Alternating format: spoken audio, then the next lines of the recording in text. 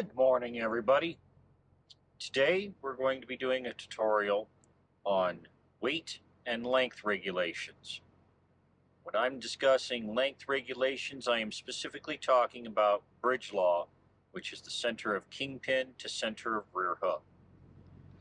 Our reference material will be the Grand McNally Motor Carrier Atlas. I do understand that mine is a 2022.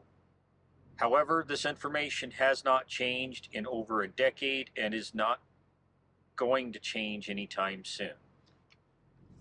On these pages, for the national weight and size provisions, we're going to be focusing on 4 columns. The state single axle, which will apply to your steer axle, your tandem axle, and your gross vehicle weight. For gross vehicle weight, there are 2 states that are exceptions. That is Washington and Wyoming. But there are special provisions for those 2 states. They allow 105,000 for Washington and 117,000 for Wyoming consecutively. Those 2 states, however, also run multi-axle trailers and what are known as mountain doubles. Everything else is going to be 80,000 pounds. For my application, because I run a standard tractor with a standard 53-foot trailer, 80,000 pounds is my rule. For your state-specific axle rules, we are going to bring in a 3rd page for the weight and size limits, and that is the state weight and size limits. This also covers provinces of Canada. We are not going to look at Canada, Alaska, or Hawaii. Federal rule is 20,000 on steers, 34,000 on tandem drives, and 34,000 on tandem trailer axles, provided you do not exceed 80,000 pounds gross. But looking at your individual states, I'm going to bring up some exceptions to that rule. Indiana limits your steer axle to 12,000 pounds, but they still follow the 34,000 pound tandem rule. New York allows 22,400 pounds on the steers with a tandem axle of 36,000 pounds. Again, the exception being you cannot exceed 80,000 pounds. Other states allow 20,000 pounds on the steers. Wisconsin allows 13,000 pounds on your steers. For the tandems, we have some exceptions, such as Colorado, that allows 40,000 pounds. Connecticut allows 36,000 pounds. 44,000 pounds in Florida. So when you're doing your route planning, which is a different tutorial, you need to plan your route based on these weight limits and know that you are legal in those states on your route without exceeding any of these weight rules and not having to move the tandems. On your weight and size limits page, we are going to focus on one specific column which will show you your limit from the center of the kingpin to the center of the rear hub. Most states are 41 feet. A few states are 43 feet. California is 40 feet.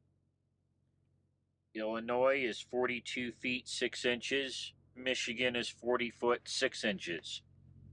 I set my tandems to the 40-foot mark, and I scale at that point. If I am legal in California, I am legal in all 48 contiguous states. I will go to 41 feet if I'm not going to California or Michigan, because in all of the states except for California and Michigan, 41 feet is legal. I do not go past 41 feet. If I cannot get it legal past the 41-foot mark, I will take it back to the shipper and rework. From this point forward, understand that my tandems were set at the 40-foot mark, which is also known as the California setting, and that I was basing my rules for the weights on California law. Again, if I'm legal in the state of California, I'm legal anywhere in the 48 contiguous states.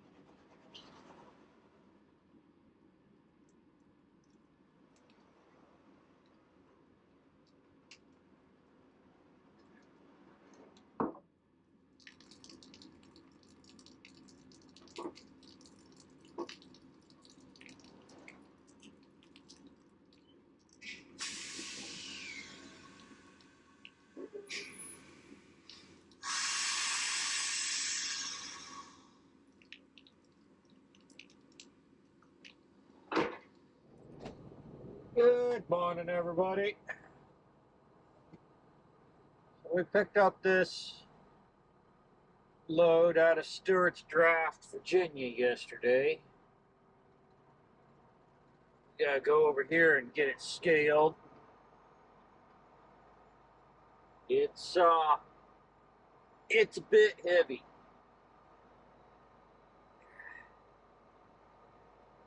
The question is whether or not they loaded it right.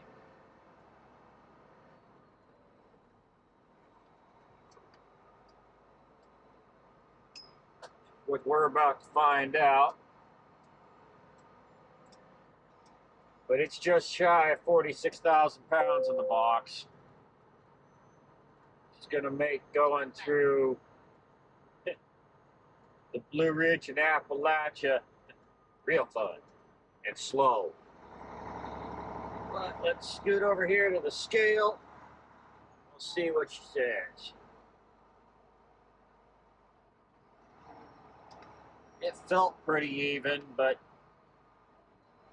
you're running this heavy, it's hard to say sometimes. Holy crap, it's legal and almost even. 11,440 on the steers, 32,480 on the drives, 33,180 on the tandems. I can live with that. All right, now that we got our scale ticket, let's talk about another aspect of scaling out. You also have to compensate for any fuel that you'll take on. Turn at the first right onto US 11. Which we will be fueling here shortly. And remember that under 30 degrees, fuel typically weighs about 8 pounds to a gallon. Above 45 degrees, it's about 6 pounds a gallon. In 3/4 of a mile, turn right onto I-64 toward I-81 south. Now I just scaled out with a 1/4 tank of fuel. On this truck, that weight will be distributed between my steers and my drives. It's currently 31 degrees, so I'll calculate for 8 pounds to the gallon. In addition to that, you're also going to have your diesel exhaust fluid if you pick it up, and it weighs about the same as water, so a pint's a pound the world around.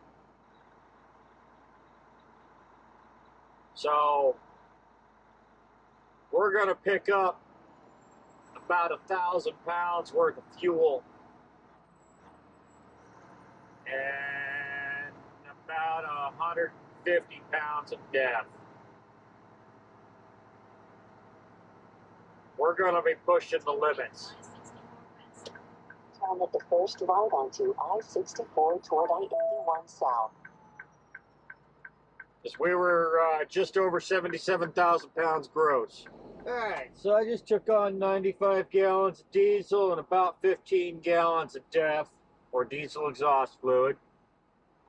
I'm going to circle around to the scale, rescale the load, make sure everything's still legal. Remember that 12-34-34 rule.